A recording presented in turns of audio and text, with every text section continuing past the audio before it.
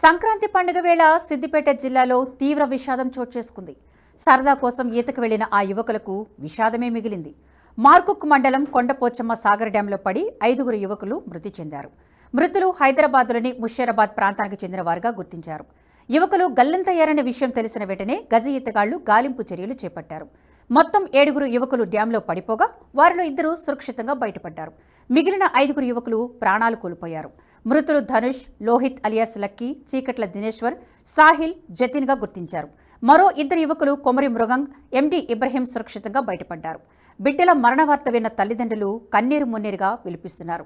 సరదాగా వెళ్లిన తమ బిడ్డలు విగత జీవులుగా మారడంతో తల్లిదండ్రుల శోకం వర్ణనాతీతం.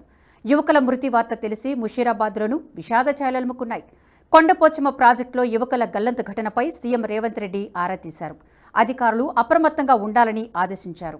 గల్లంతైన వారి కోసం గజ ఈతగాళ్లను రప్పించాలని ఆదేశిస్తూ జిల్లా అధికారులు దగ్గర ఉండి పర్యవేక్షించాలని సీఎం రేవంత్ సూచించారు.